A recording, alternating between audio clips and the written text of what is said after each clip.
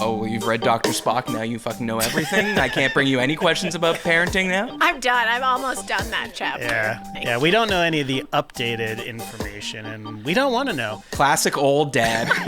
Oh, yeah. And while I'm at it, why don't I show you The Irishman? A fucking Marty Scorsese fucking jerking off in my face for 3.5 hours. We don't joke about columns, be they Doric, Ionic, or the third one. What's the third column? Opinion column.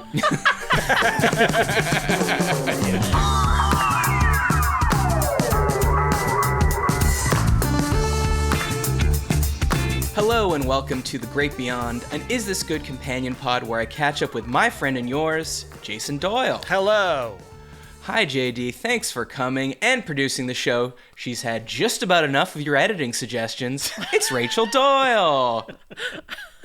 No, give me more. Give me more. That's not what you were saying yesterday. Oh, well, you know. I got outvoted. Outvoted.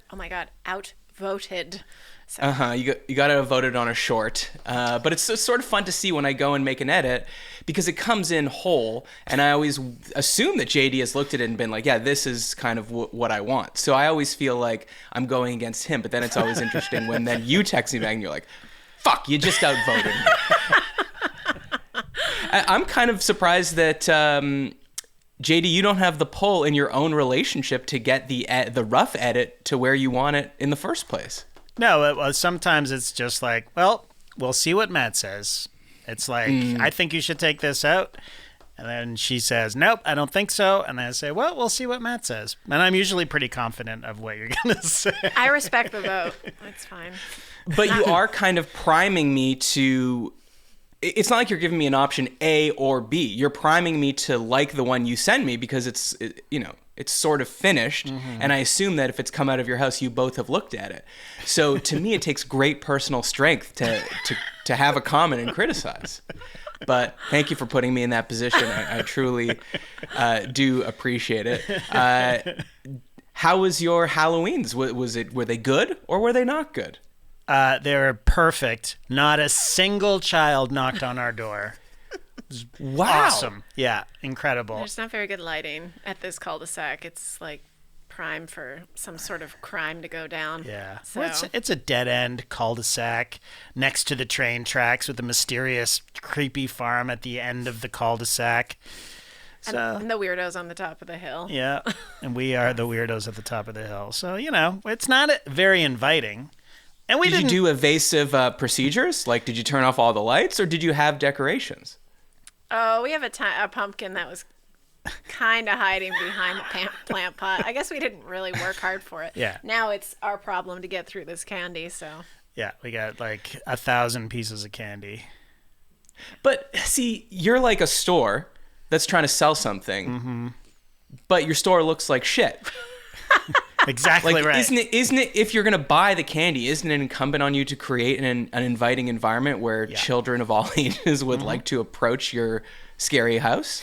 I'm not that motivated to get rid of candy. Yeah, and to be honest, we did put a bit of an effort last year, and there was, I think, 2 knocks on the door. And it was like a gaggle of kids on the back of a pickup truck. No costumes, just out collecting. Just a Mad Max style, just running around looking for treats, which was like fine. Old kids? They were a little older, yeah. Which is speaking fine. of old kids, we are going to review old dads at the end of the show. Yes. I just wanted to point that out. We'll tell you when we get there in case you don't want anything spoiled. And I'm laughing because, God, what could you possibly spoil about this movie? But yeah, so I was going to ask if your kids dressed up. Lincoln was away visiting his college girlfriend over the weekend, and so they went to some frat house ragers, apparently. He was dressed as the Joker, and she was dressed as Harley Quinn, which is a pretty, standard couple's costume. They looked pretty good, I thought. They did look good. Yeah. And then Jackson, this is another great thing about teenagers, just like, I want to go out for Halloween. And it's like, great, go for it. And then we just dropped him off in the rich neighborhood. Well, his girlfriend lives there. His girlfriend lives there, yeah. And he also had a couple's costume. She was the Statue of Liberty. and he was a dude wearing an I Love New York shirt. Low maintenance Oh, costume. I mean, he could have been John Lennon. You know, there's that famous John Lennon That's I true. Love New York T-shirt picture. I'm not sure if he's wearing his Coke bottle glasses in that one, but He could have said absolutely was John is. Lennon. He does have curly hair. He's wearing Coke or the circular sunglasses, I believe. Okay, yeah. And Well, it's a white T-shirt. He had a black one on. okay, so really not at all then. Okay. Yeah. I like that you make it sound like your two boys are like the bad boys of the scene, crashing high society. They literally are. Well, literally are. our neighborhood in comparison to theirs. Yeah. Hey, man. So are the parents of these people that they're dating going like, "Oh no, don't bring the Doyle boys over"? Totally. You can do better. I'm sure you could do better. His dad's up. What? Podcast? That's a job? Yeah, In his basement, in his garage. Literally. their parents have real jobs. Yeah. But it's fine. It's fine. Yeah. Sorry. So what was the story? So one good story. I wasn't there, and this is actually Rachel's stories, but I'm going to tell it anyways. Friend of hers from Pickle. Glad we have her on the show. I can verify the facts. Yes. Jump in anytime. Her husband went to Halloween parties dressed as Forrest Gump. Decent costume. You know, we're here in Georgia. This guy, Okay. let's call him Mike, went around just introducing himself as Mike, but not Forrest Gump. Like, no, not I'm Forrest Gump. You know, life is like a box of chocolates. He just used the Forrest affectations, but just introduced himself as Mike. So I'm pretty sure that most people weren't sure if he was in a costume or not. Do you know what I mean? Like, I do, but so you're of the opinion that if you dress up as someone, like if Jackson or Lincoln was the Joker, that he's got to go around all night being like, you know, I got these scars or whatever. There's a Joker. I don't even know which difference. version of the fucking Joker he was in the multiversal storytelling that we have now. But like if I'm Borat, yeah. do I have to do the voice all night? No, especially if you're wearing like the mankini. It's clear. But also, sorry, if you're going to be Borat, what's the point in dressing up as Borat if you're not doing the voice? I mean, maybe I walk in, everyone's like, "Hey, that guy's dressed as Borat," and I go, "Yak shamash," but I'm not ruining the party, Right. by being like, "Are there any Jews here?" Like, what? Who wants that at a party? Right. But if you're Forrest Gump, like, Forrest Gump sort of dresses like a clean-cut, normal person most of the time. You know what I mean? Like, and there's also different. Yeah, I could he be dresses Forrest like an Gump. agent we used to have. Yes, he does. Our agent who lived in Atlanta. I'm just putting this together now. Did dress like Forrest Gump. Yeah, he really actually did. So if you show up like that and then you sort of talk in a slow drawl, people may just think you have special needs or something. You know what I mean? Like it's not a costume. But he didn't. So, but you're saying that if he did talk in the Forrest Gump voice, people would think he had some developmental issues. Yes. But he was. Right. He was in character all night and just had regular conversations in character, introducing himself with his own name. And my friend was like, nobody got it. And so we're like, we didn't bother really socializing. Like, these people aren't our people if they don't get our jokes. I'm like, they might have thought he was special needs, Yeah. babe. Yeah. Maybe they were just being super polite and nice. Yeah. I feel good about humanity after that. Right? You know? They're like, would you like some candy? We have plenty of chocolates. Wow. You keep saying you love them. He's going up to someone dressed as a flapper, pulls a feather off the dress. Exactly. Well, I got a call from my father, and they're moving into this, I don't know, I guess you call it, it's not really a retirement community, but you have to be of, I think, 50 and above to buy a property there. Yeah. And so someone on their street is having a party, and they've never met any of these people, right? They haven't really moved in yet. Yeah. And so my dad calls me and goes, so we have to go to this Halloween party, just trying to put together a costume. what do you think about me going as a rapper? I'm like, oh boy. I'm like, well, what does that mean to you? It's like, well, I would take a hat, I'd wear it backwards. Right. I'd find a piece of jewelry, wear it around my neck, wear my craziest T-shirt and some shorts. And I was like, okay, I have to ask. And on your face? He's like, sunglasses. And I was like, okay. And? He's like, and what? I was like, anything else? He's like, no. I was like, okay, fine. This is like borderline acceptable. He's like, but would anyone dress? And I was like, no, but also, in addition to being kind of maybe borderline not great, it's also like a reference that's 30 to 40 years old at this point. Like, oh, rapper guy with a chain and a baggy pants and you could see his underwear. And he goes, baggy pants and you could see my underwear. Why did I think of that? I love it. But in the end, they sent me a picture. He went as Harry Potter. So a slight turn. Oh, okay. I think my brother-in-law, who he was staying with first, had this old costume, so he just threw that on. That's easy. I like to think that his wildest T-shirt is like Margaritaville or something, No, he's definitely not a parrot head. I'm trying to think of what his craziest T-shirt might be. It's definitely a solid color, and so instead of putting on the black, the navy, or the gray, maybe he has a red. Right. But that's about as far as it goes. Rachel, can I give you a really quick producer tip? Stop touching the headphones? No. This is about the time where I would sneak out and turn off the furnace that we forgot to turn off. Yeah. That's the noise that I was talking about. You gaslit me. No, interesting that you gaslit me about a furnace. Welcome to my world, Matt. Oh my Welcome God. to my world. Go turn off the furnace. That's how that term was invented, JD. Yes. Isn't it exciting when you get to live an Is This Good topic in the wild? Yeah. Oh, yes. Right. So I lived one on Monday. Great. I Let's hear went it. to see Interpol at the Greek Theater in LA.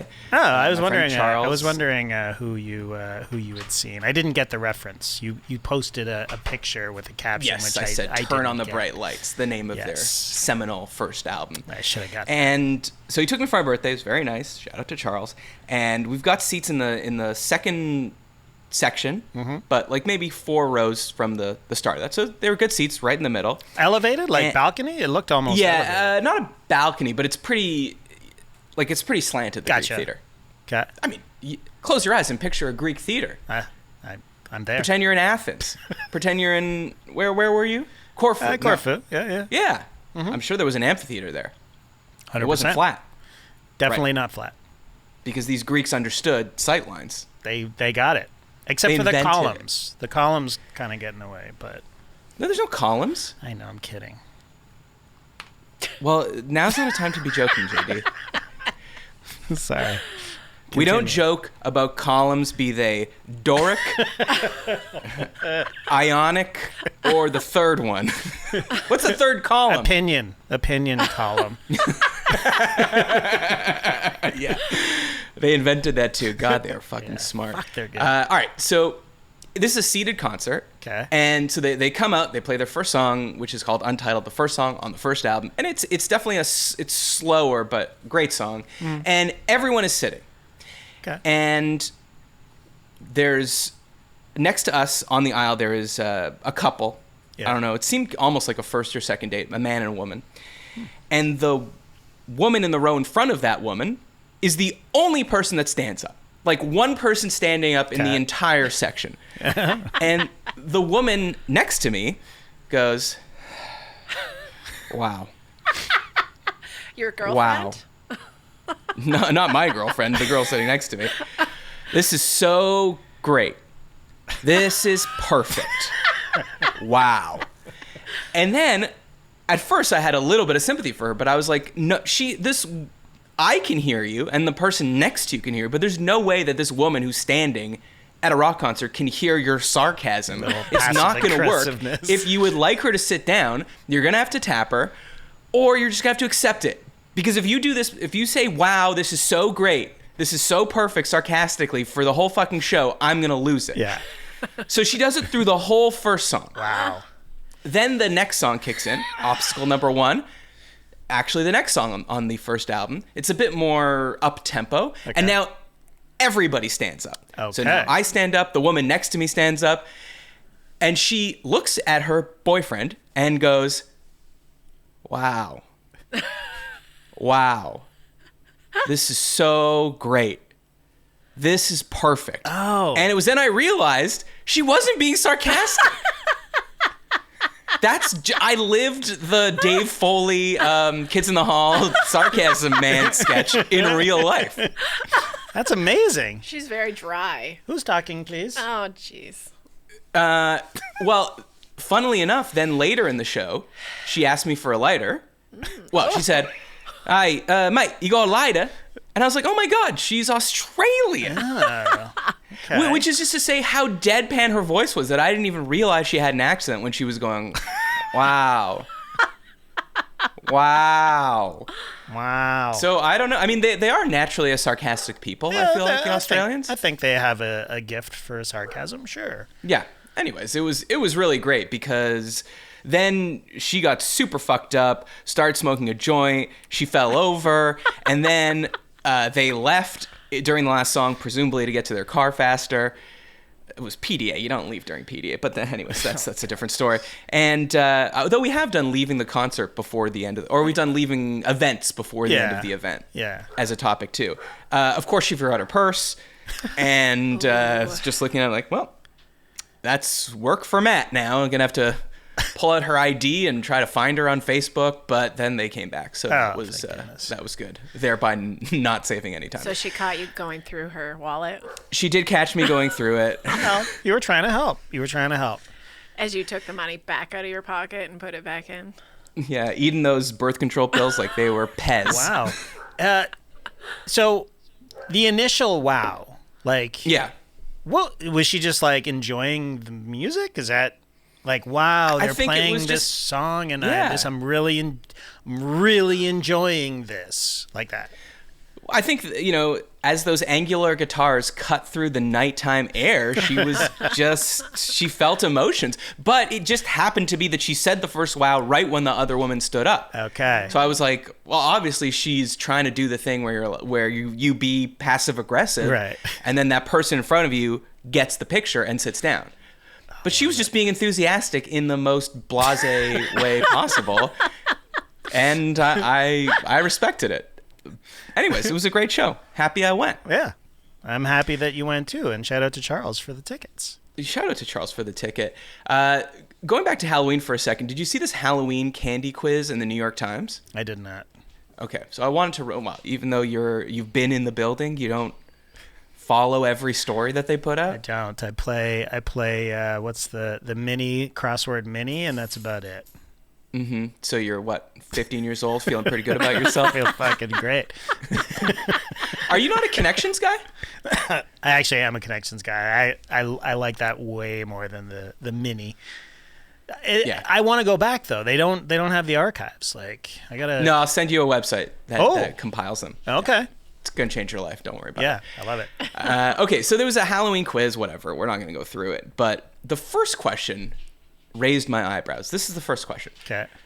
And you can answer it. Rachel, you can answer it as well. Okay. True or false? It is possible for a child to get a, quote, sugar high after eating too much candy. True or false? False. Agreed. Rachel? Agreed. Really? Because, so I said true. It said incorrect. Parents know all too well that certain sugar-infused activities, like gorging on candy on Halloween night, can bring out a kid's wild side. But the sugar high myth has been debunked. There's no evidence that sugar can influence a child's behavior or cognitive function or make a child hyperactive.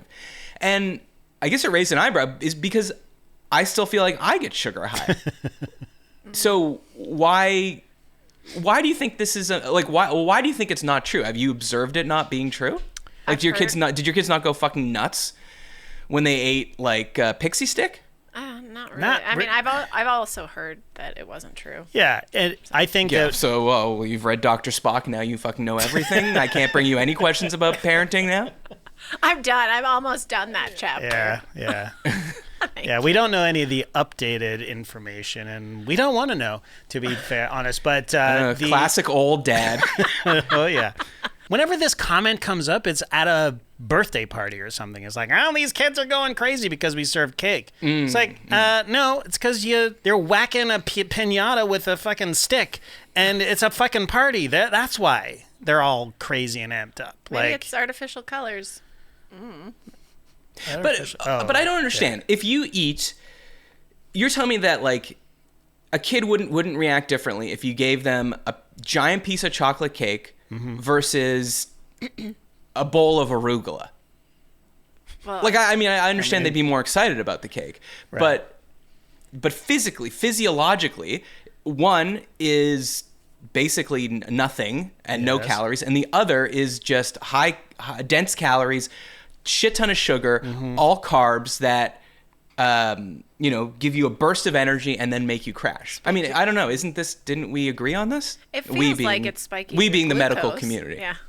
Yeah, right. So doesn't that change your behavior, for instance? Like if you eat a Snickers bar only for lunch, does that not change your behavior versus if you have a salad?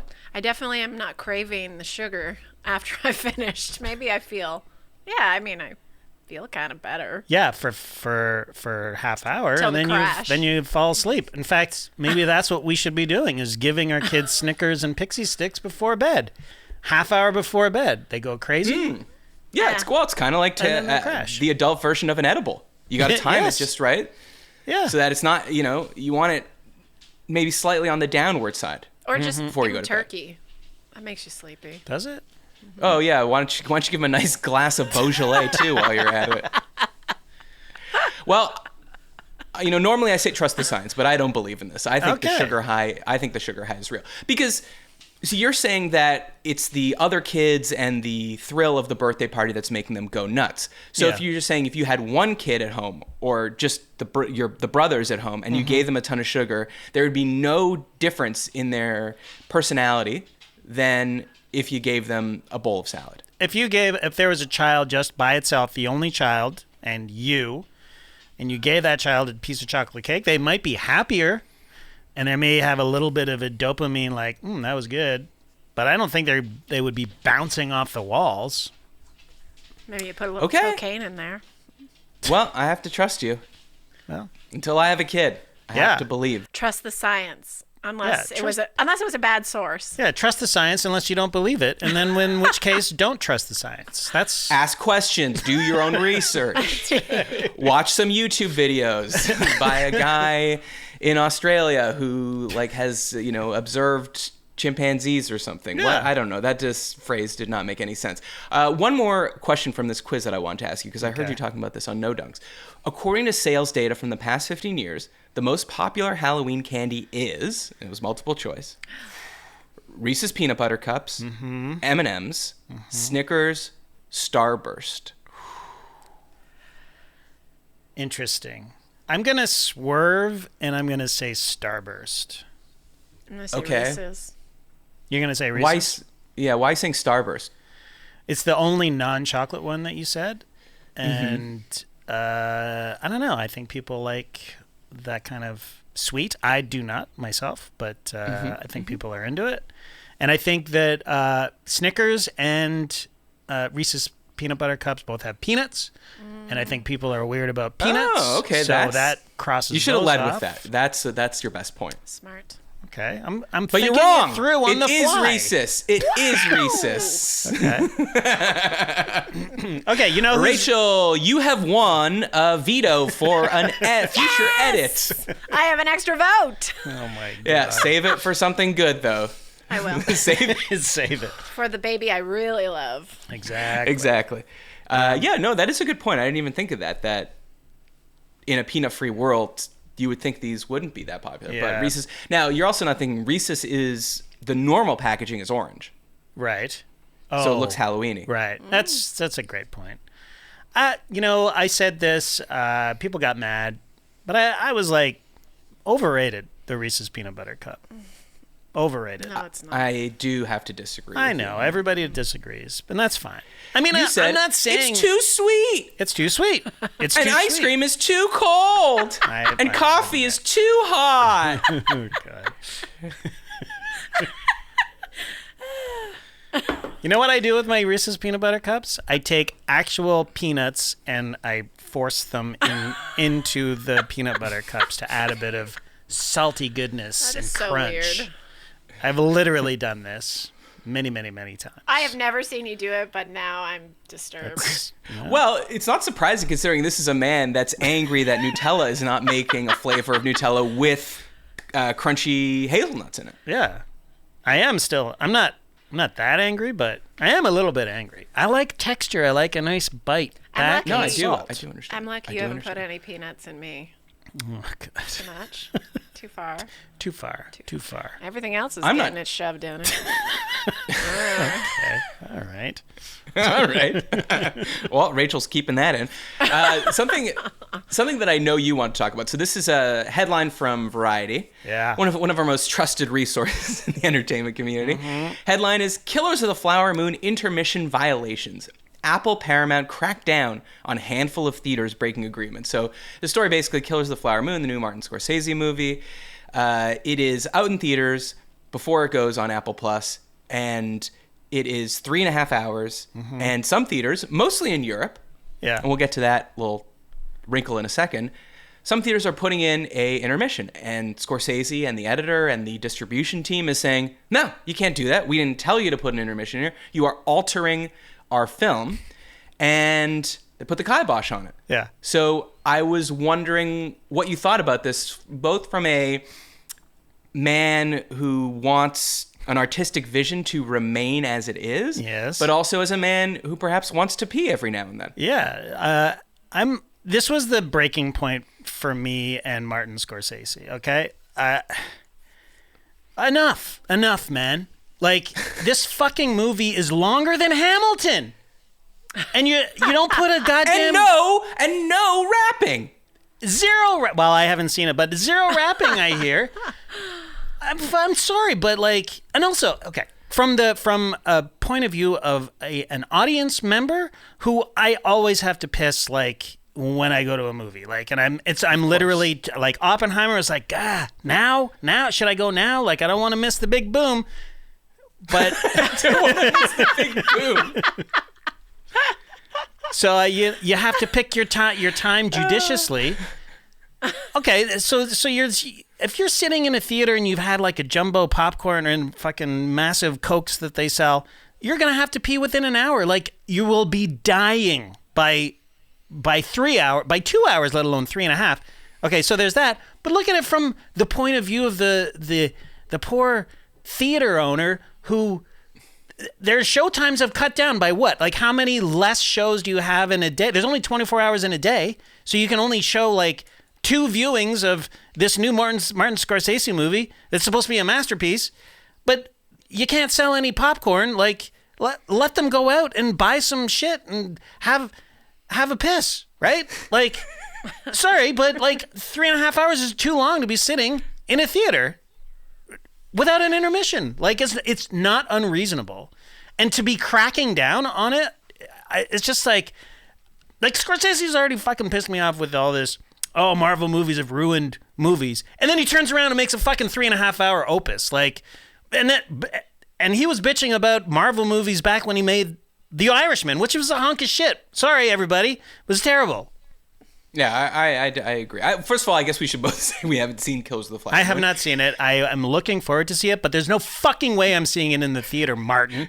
Because You're going to buy a ticket to Europe so you could watch. Yeah, exactly. Yeah, let me go. I want to go out and have a beer in the halfway through the movie. Oh, then you'll have to pee even more.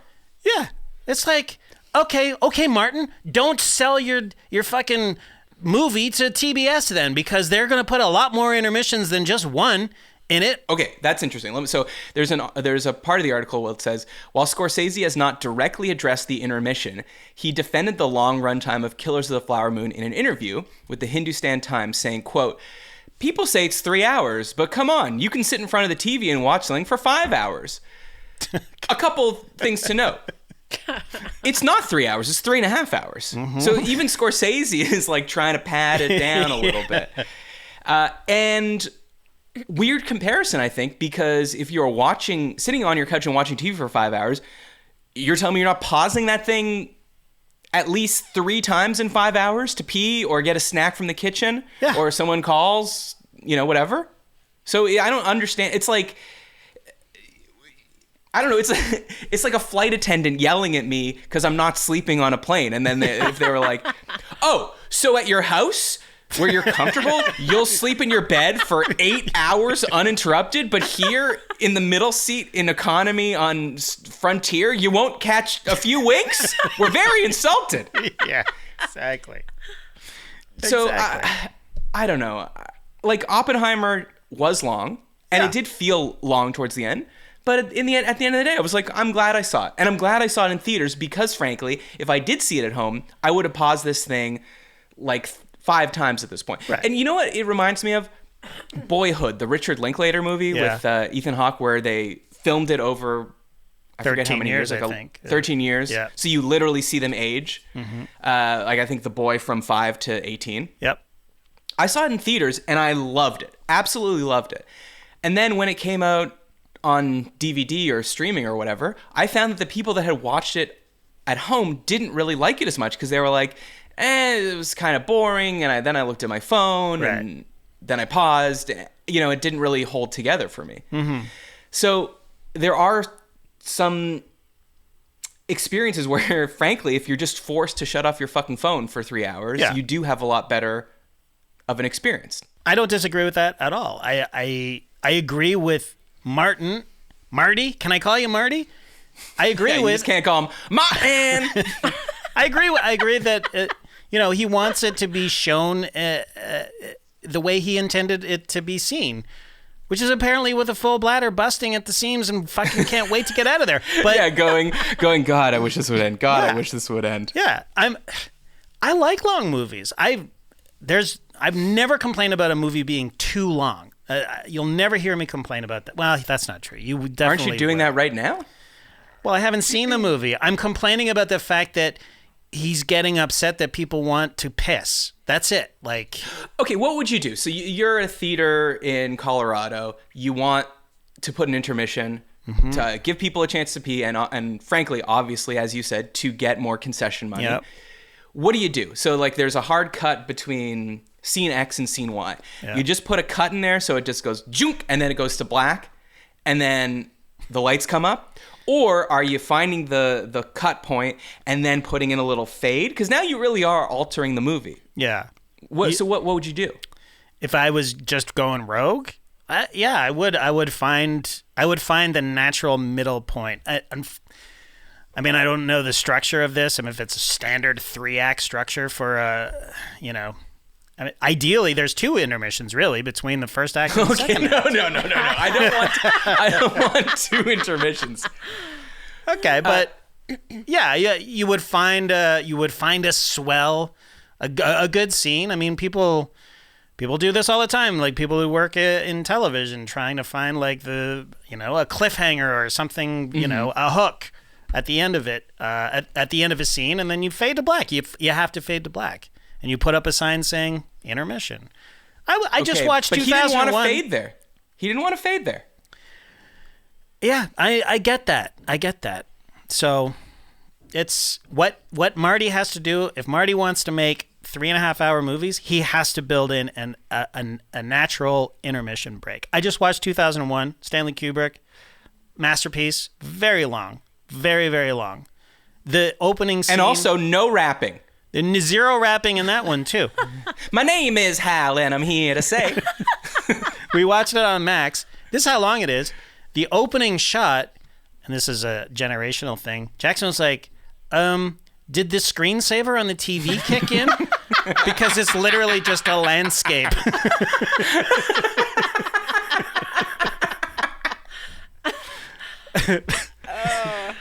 But there's a moment in the movie, I'm watching it on HBO, where it fades to black and the word intermission comes up. And I was like, awesome. I'm going to go take a piss now. Wait, why was that there? That's in the original cut of the movie. I mean, it was there for maybe 5 seconds, but like it's built into the movie because Kubrick was like, people are probably going to want to piss, or at least in those days, and go have a smoke. Nah, they let them smoke in the theaters. Yeah, they were then. smoking the theater. But yeah, it's just like, you know who's watching this movie? Human beings who have bodily functions that they want to take care of, and they don't have 3 hours as an unreasonable time. Anyways, it goes back to, we went to see Jesus Christ Superstar, a live show, and I had to piss like crazy because they serve these massive beers, and I'm like, oh, and I know Jesus Christ Superstar from beginning to end. I could sing the whole thing right now for you. I won't. But I'm like, oh God, here comes the intermission. And these guys, this production, right through, they had no intermission. Whoa. And this was, it was under 2 hours, easily under 2 hours, this production. No intermission.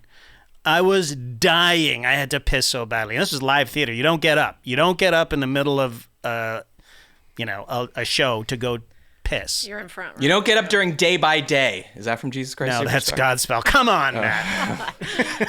How dare you compare the two? Yeah, but which I'm is the one that has rapping in it? I believe that's Hamilton. Oh, okay. Interesting. Well, I think I've told you before, when I was like 20 and doing the backpacking through Europe thing, we found ourselves in Zurich. I don't remember why. And sorry to my Zurichians. It's not the most exciting city, especially when you've been to Prague and Budapest and Paris. Mm-hmm. And it was like a sweltering summer day, so hot, so humid. We're hungover, walking the streets, and we walk by this theater, and on the front it said Shrek. The original Shrek had just come out. Huh. And we said, you know what? Is it insane to go in there, like you could have a beer, and it'll be air conditioned because we're super hot, and we'll just sit down in a dark room for like 90 minutes? Is that crazy? No. And we did it. And halfway through, it's like, when the reel runs out and it looks almost like shunk, like blows out from white. Mm-hmm. In the middle of that happened, and I was like, oh man, the projector's broken. Mm-hmm. But then, like, there's no hubbub. Everyone just politely gets up and walks out. And then I was like, oh, this is just an intermission during Shrek. Yeah. Same. So it can be done. And you know what? I loved it. It did not impede my appreciation of the film Shrek. Exactly. That is a little bit harsh to just let the reel run out. You know what I mean? Like, yeah, well.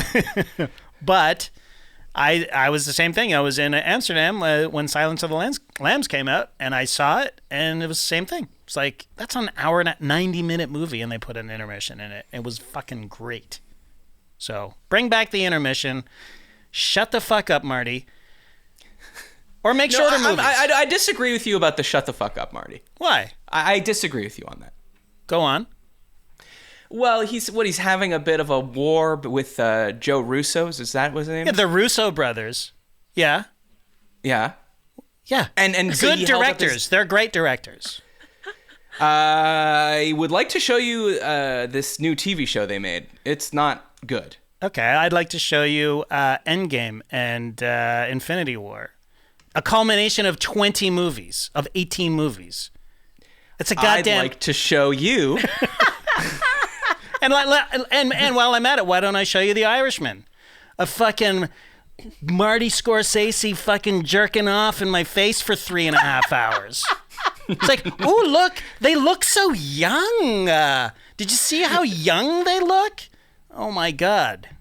All I remember from that is the scene where De Niro has to curb stomp someone. It just looks like...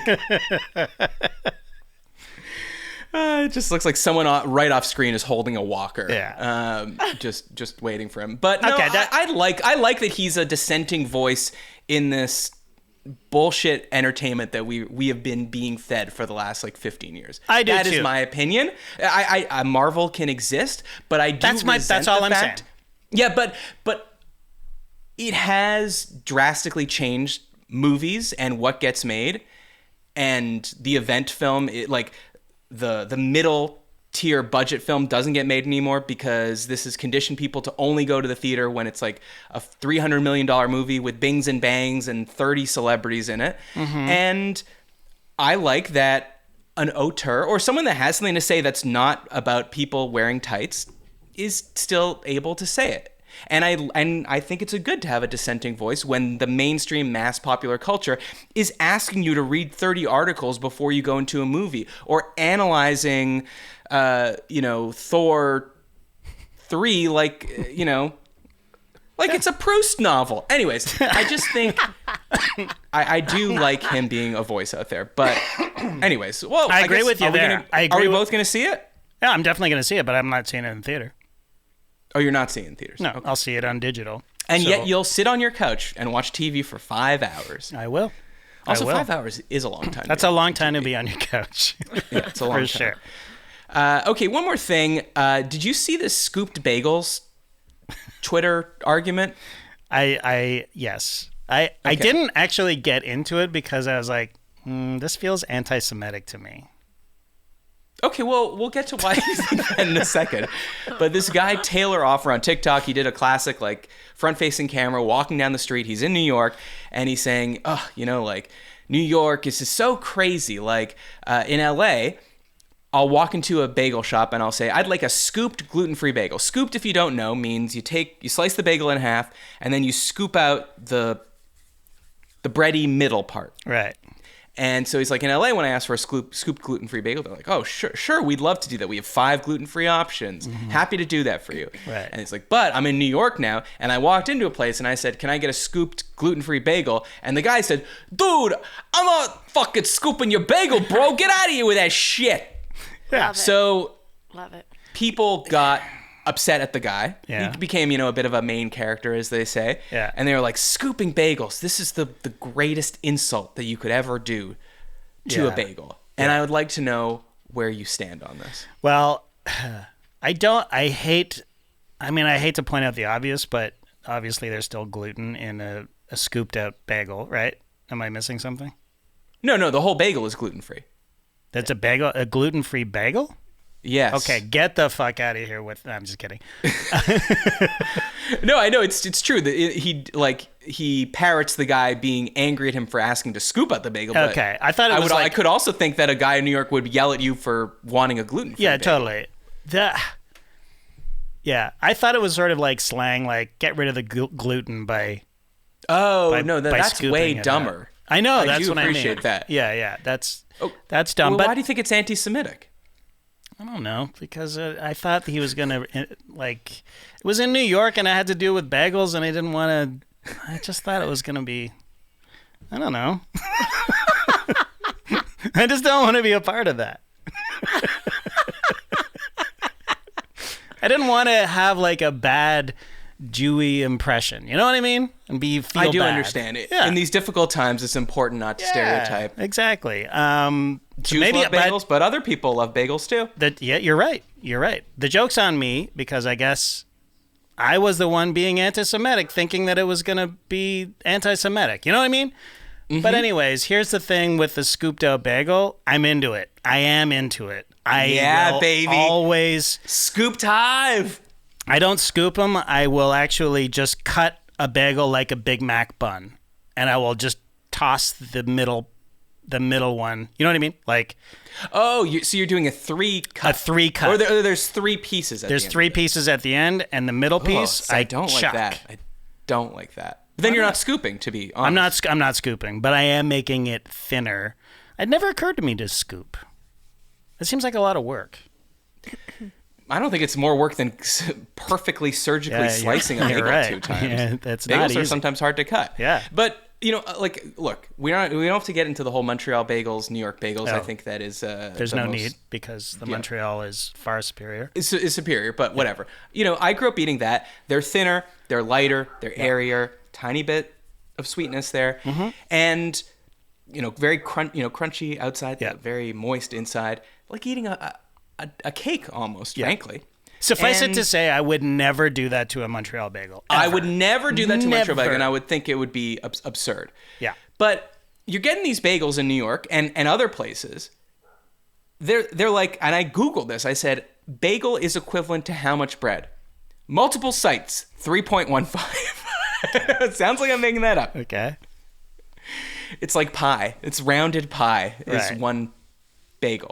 So that's a lot of fucking bread. It's a lot of so bread. I was at Skeets and Nora's recently when I was in LA, Mm-hmm. in Atlanta, and I woke up. They had some bagels on the counter, and again, these are not like There was a wonderful bagel, a perfectly fine bagel, but it was like in a plastic bag. It's not like I have to respect this bagel because it comes from a renowned bakery. This is being mass produced somewhere in a factory, Yeah. right? Yeah. So I have no respect for this bagel.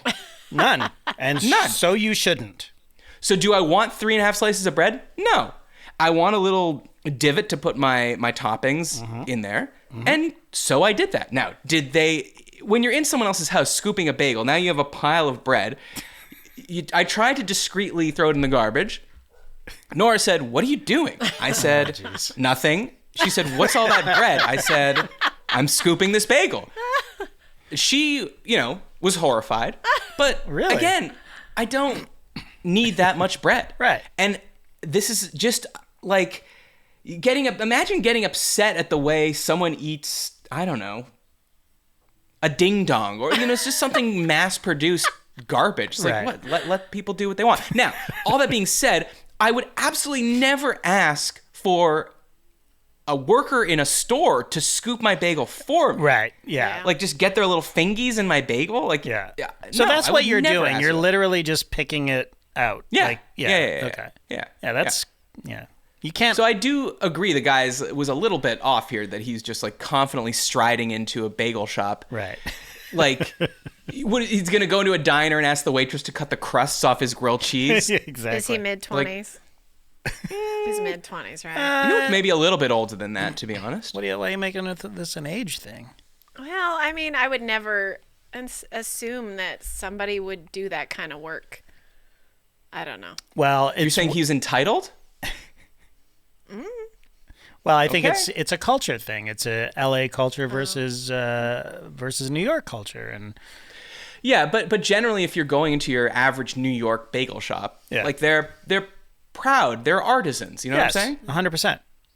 In LA, there's a couple good bagel places, but I think just generally it's not as sacrosanct because Right. no one's going, wow, you got to try an LA bagel. Right. So if you want to scoop it and get it gluten free, no one here gives a shit. Right. But in New York, they're proud of it.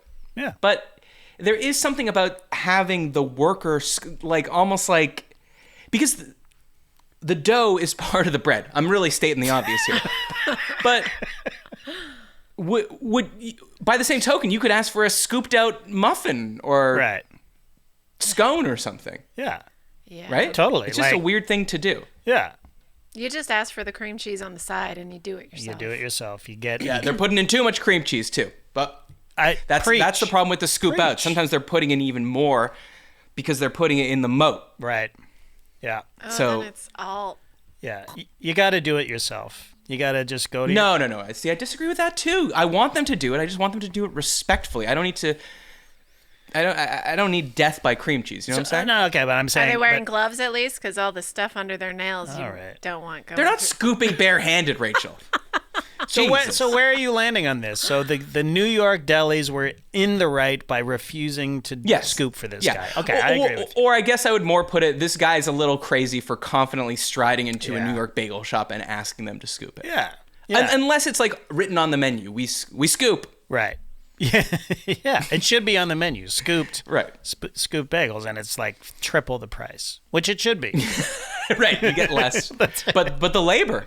The labor, the lineup You bought the behind parts, you. but it's the labor. Yeah, the lineup behind you. Exactly. All right, so quick housekeeping. If you'd like to support the show, go to patreon.com/isthisgood. What are you going to get? You're going to get ad-free episodes. You're going to get access to our thriving community on Discord. You're going to get an exclusive episode of The Great Beyond every month that no one else will hear. And you're going to feel the warmth of supporting independent, I was going to say journalism, broadcasting, something. Yes, and please do not piss while you're listening to the show. Like, don't do it. No, because I disagree. that's not how we intended it. Oh, I see.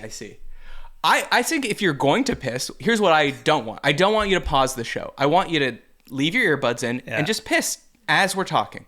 Oh, okay. That's the ultimate sign of respect, is we go along with you to do your tasks. Okay. You know what? I'm with you. I actually would argue that is exactly how a podcast is intended. Yeah, you're right.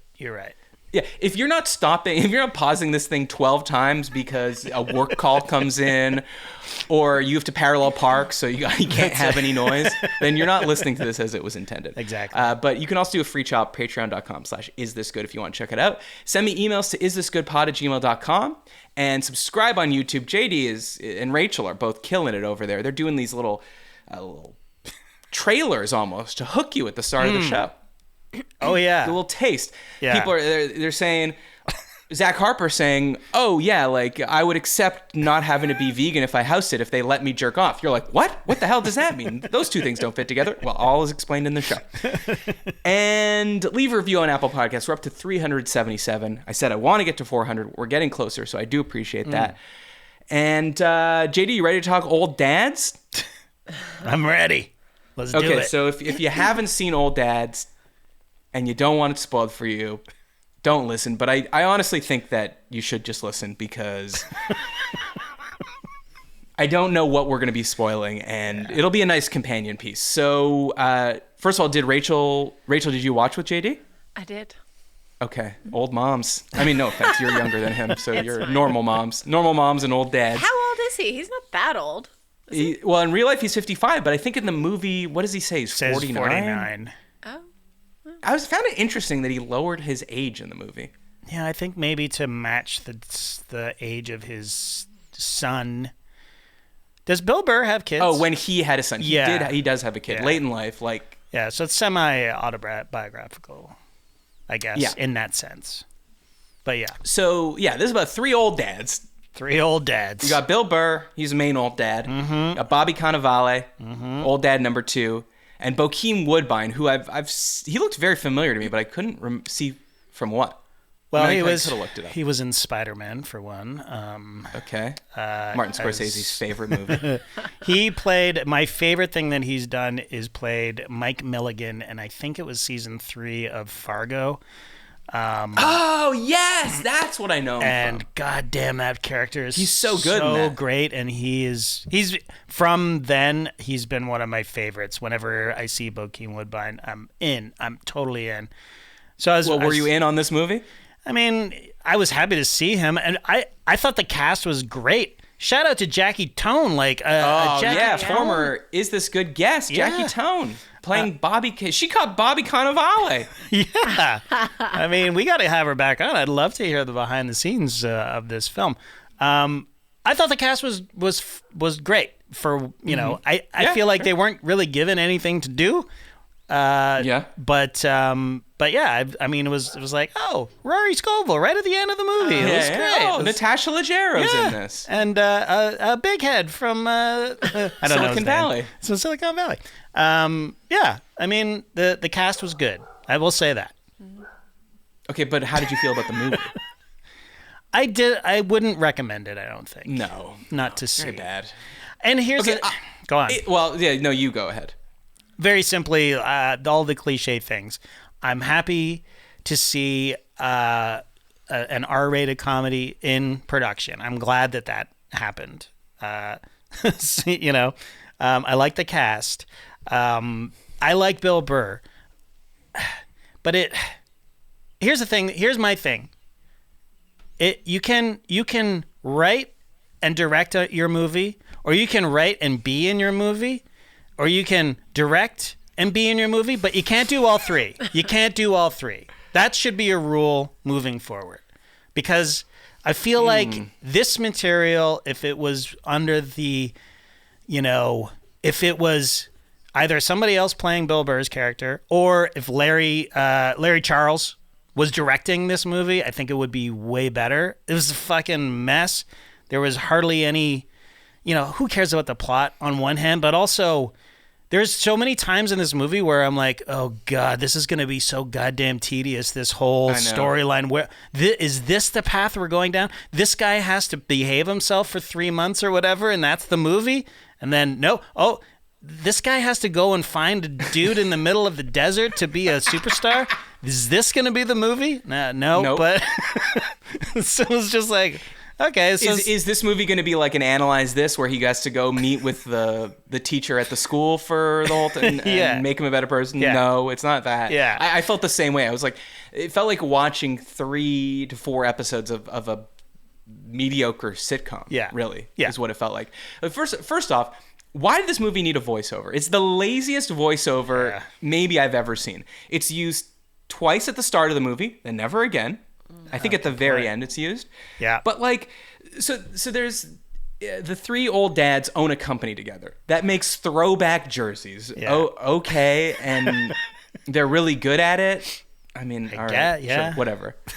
But they do this voiceover where Bill Burr is staring at the outside of his building, and he's like, wow, I can't believe it's this company that we built out of nothing. We finally sold it, and I'm feeling apprehensive about it, and here we are. But then through dialogue, they just explain the same thing. Yeah, totally. It's so weird. And the first voiceover where he was like, basically it ends in like him being like, yep, I guess we're just some old dads. Things aren't like they used to be, like, I was like, just let us see that. It's so easy to see that that's the perspective of this movie. You're kind of turning me off and talking to me like a child right at the start. Totally, yeah. And then, of course, it's like the classic old man. I was like checking them off. I was like, oh, data. You rely too much on data, your generation. Right. Paper straws. Yeah.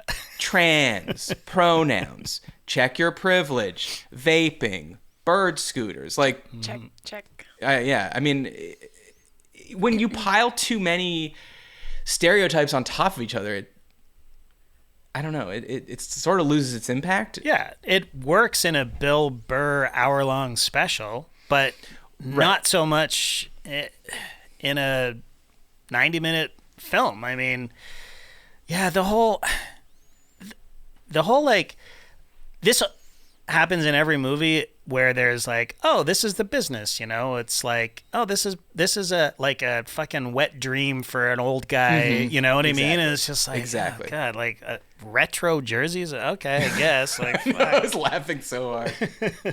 It's normally they're like an A&R person, right, at a record label. Yeah. Or they own a bar or something like that. Right. It was They're also a brewery. And this is sorry, Rachel. What? No, sorry. I was coming to. Okay. Well, I'm glad I stopped for that. No, that's well, another part great. of the wet dream is. Okay, so she do have something to Did say. have something to say. That he can say whatever he wants. Like, he's just constantly saying whatever he wants. Like, even the most temperamental person doesn't always say whatever they want. I mean, everybody wants to say what he's saying to all these. So that was a little satisfying. But yeah, but the people that he was roasting, like, they don't. Well, I don't know. I don't want to say they don't exist, but they're caricatures. They're hyper. Exactly. Like, so one-dimensional, just avatars of what makes Bill Burr angry. And, I mean, sometimes the stuff that Bill Burr complains about, I will agree with, but also I thought that once we get to the third act and we meet, a spoiler alert, what's his name, Aspen, they're the boss that takes over and then ends up getting fired. I'm glad that they brought him back and we got to see sort of more dimension from him. You know what I mean? Like, well, yeah, you sort of bring up a good point. Not sort of, it is a good point, because if Bill Burr is standing on stage doing stand-up and he's like, hey, these millennials with the... you can picture in your head what you think that is. Exactly. And I think we all, like, if someone says hipster, for instance, we can all kind of picture, maybe our answers would differ slightly. Yeah. But when you have to show them, personify them on screen with a character and dialogue, now you're narrowing down what that means, and to sort of, I guess, make it broad enough, you're just making it a caricature, like you said. Totally. And then I feel like it kind of loses some of its impact. Yeah. The thing that I was confused about was, ostensibly, this is a movie about feeling old and out of touch, right? Like, the other parents at your kid's school that are younger than you, they're saying, oh, is he doing good in math? And they're like, oh, it's they, and then he's like, I can't believe it. Like, they's plural. It's like, ostensibly, it's a movie about an old person that is still has a foot in the younger world, but feels very out of touch Right. and doesn't know how to act or fit in, right? Yeah. But really, this is a movie about a man with anger issues. Because in the third act, or really the whole movie, she's like, you need to control your anger. And then by the end, he's like, oh, I realize that being angry all the time isn't good. Right. Now, I guess you could say he's angry about the way that a younger generation is existing, but every single generation has been, look at these young whippersnappers Totally. since the beginning of time, right? So to me, it was more like anger management, Yeah. the Sandler movie, than it was a movie where it was specifically about an older person feeling out of touch, constantly being around younger people. I felt like it was also about authenticity, like he's 100% authentic all the time, and didn't seem like a lot of other people were besides his friends. It's like Gen Xers are the only authentic people out there that's throwing it out into the universe. Oh, I did enjoy that when they were like, okay, boomer. And he was like, Gen X! Yeah. But I mean, it is exactly your generation. So, JD, did you feel a kinship with Bill? Yeah, I mean, I would say yes in a way. Like, I think that he brings up, I love when things get roasted, and his special. He does a great job of roasting the things that he's roasting in this movie. So, yeah, I mean, like there are some. He's got a really good knack of just pointing out the ridiculousness of certain, things. Yeah, but he 100%. definitely does it in a old man-y kind of way, which is part of his charm, really. Yeah. And I agree with you that this movie is about his anger, and he has spoken about his anger in the past, in interviews and in his stand-up. And but the thing is that I don't think the tipping point for his wife in this movie is when he has this confrontation with this principal.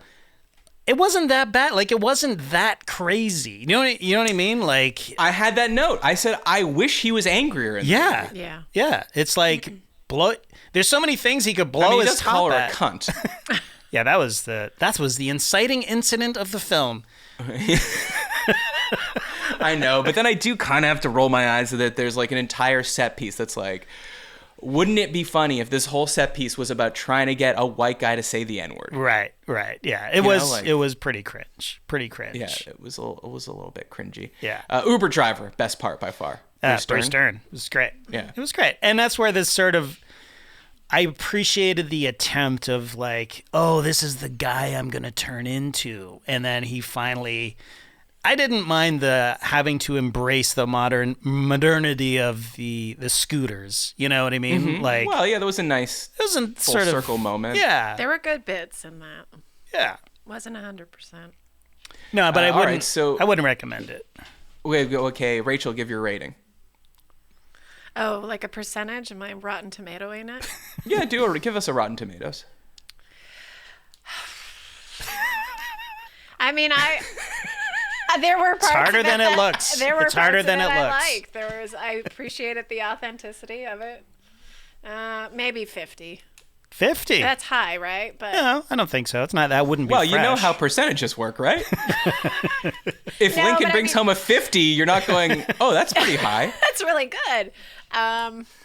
Yeah, I'm gonna stick with that. Okay. JD?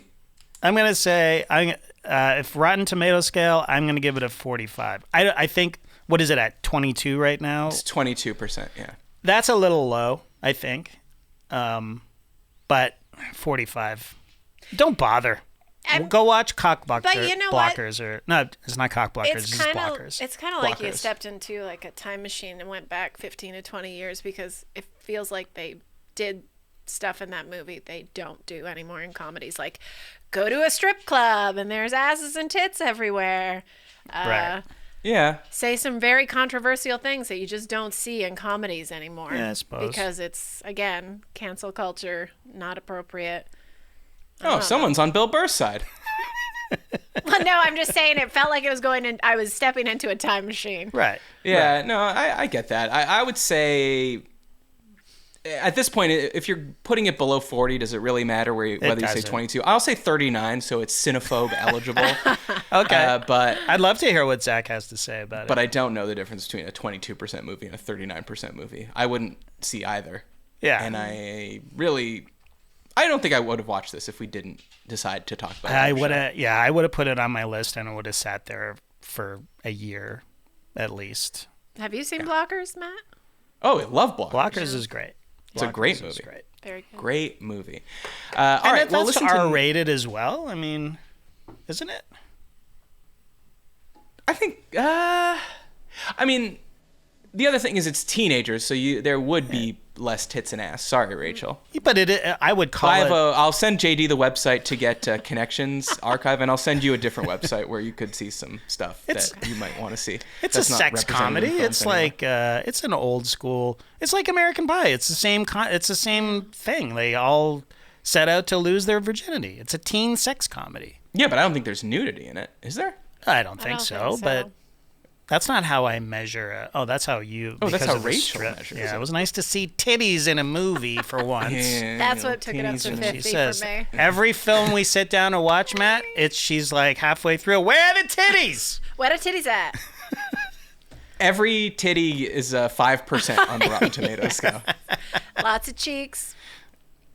I did like getting one last thing about Bad Dads, or not Bad. I just saw Anthony Jeselnik talking about this movie. He keeps calling it Bad Dads. I keep calling it Bad Dads. Oh wait, what did he have to say?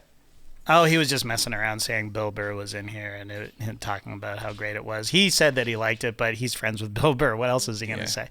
But the point is that he accidentally called it Bad Dads, and I've been calling it Bad Dads this whole time, which is probably a better title, maybe.